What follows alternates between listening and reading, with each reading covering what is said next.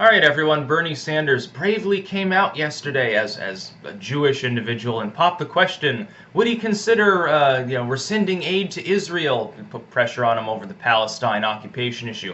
Yes, says Bernie Sanders. I would absolutely consider doing that. Bull fucking shit. Horse shit. Bernie Sanders is completely lying, and if you actually take him seriously on this claim, you don't know anything about Sanders or the Israel-Palestine issue as it affects U.S. diplomacy. The U.S. industrial system looks at Israel like essentially a gigantic base in the Middle East. It doesn't look at Palestine this way. It looks at it as a very expensive, but ultimately long-term very lucrative and powerful military apparatus. That's basically what Israel is. It's like with China and North Korea. China sees North Korea as a military strategic object, a bulwark in the way of anyone seeking a land invasion of China through the Korean peninsula, because South Korea is solidly Western.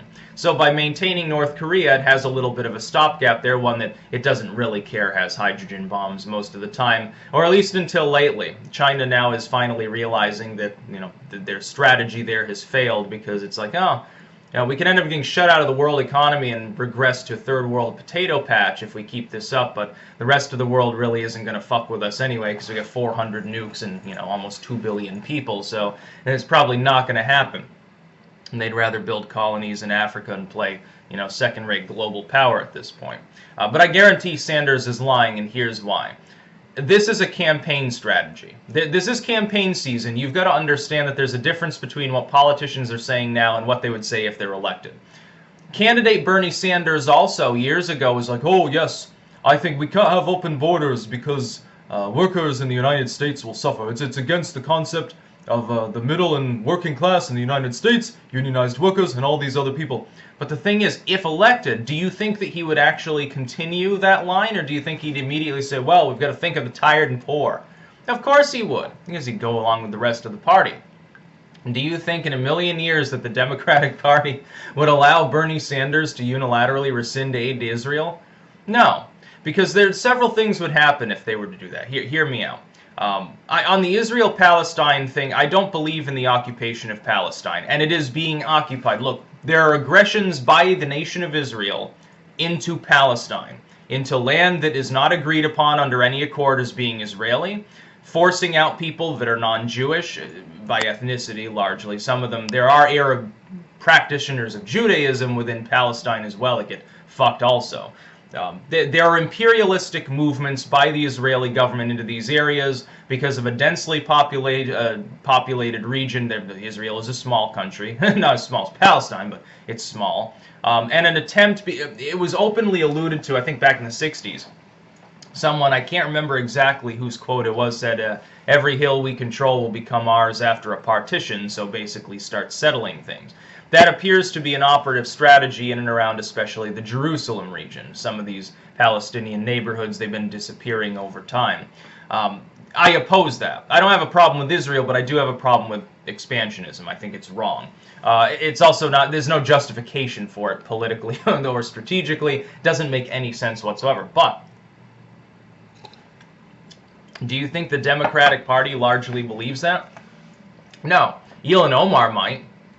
For her own religious reasons in her case. AOC might. Bernie Sanders even might. I'm not even exactly sure. He has addressed it before.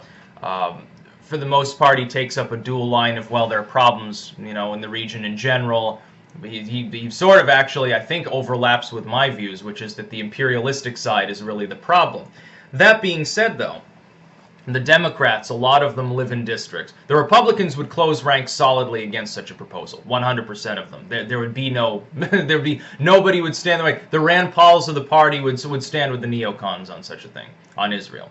That's number one. Number two, a lot of the Democrats would join them. Here's why. A lot of them, again, for the same reasons that the 2020 election might go awry for them because of districting, a lot of the House members specifically are potentially vulnerable because they live in areas where they're essentially conservative Democrats representing what would be a Republican group, or they're in a more religious district. Not among the Catholics maybe so much, but again, among the mainline Protestant movements of the U.S., there's a lot of Zionistic sentiment where they think that Israel is the Holy Land.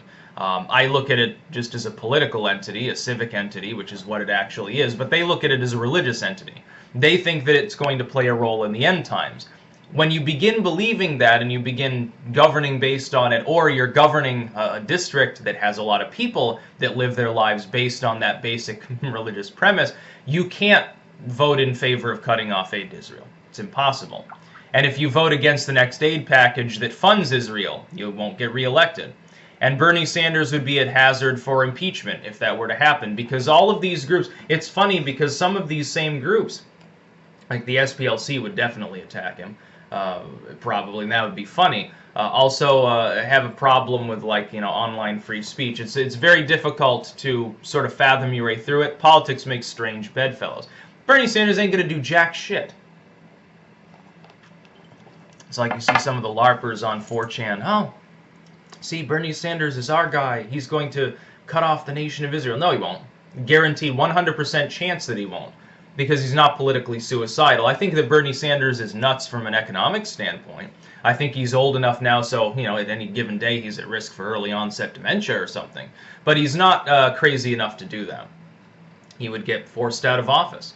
The Republicans would rise up in rank completely. The White House would be surrounded by protesters. It's funny. Tech censorship, nobody cares. Yawn, go back to sleep. Wars, nobody cares. Go back to sleep. Cutting off aid to a few billion in aid to Israel, oh my goodness, you'd have 1 million people on Pennsylvania Avenue marching along. That's just the way that it is because of the religious voters within this country being so gung-ho for Jerusalem, so to speak. Bernie Sanders knows this. He's not an idiot. And also, look, Jewish voters. I realize that Jewish voters in the United States are no longer homogeneously in favor of Israel. The Orthodox voters increasingly are like, well, Palestine is suffering, this is unholy, and stuff like that. I understand that. Mainline Jewish voters, the more liberal, the more urbanite Jewish voters within this country, would abandon the Democratic Party. It would literally hazard their ability to hold New York State in the election, potentially. Do you realize how many people are Jewish in Long Island?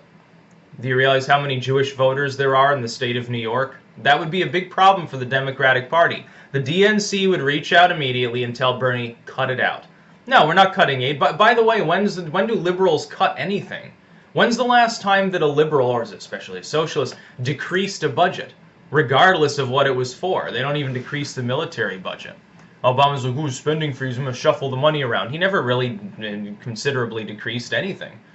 Oh, I'm going to we're wasting money on the military, says Obama. Yeah, but I mean, you're still developing all this high-tech shit that sometimes doesn't quite pan out. Which one was the plane that, in a legendary sense, has become a marked failure after how much money do we put into it? How many hundreds of billions of dollars did we use to generate the next type of plane that we're using now? And it's not even fully stealth or some crazy shit like that. I can't remember. There's so many different planes that we employ in our arsenal, they sort of run together. Just build more A-10s. Problem solved. Nobody's going to fuck with us. The one plane everyone understands, mainly because they die before they hear it. But Sanders' line, yeah, absolutely. That's a guarantee. He's not going to cut aid to Israel. It's never going to happen. If he were to get elected, which thankfully is not going to happen, what would happen is he would immediately shut up about it. It would be like Obama with closing Gitmo. He'll promise things to the far left and then he won't deliver them.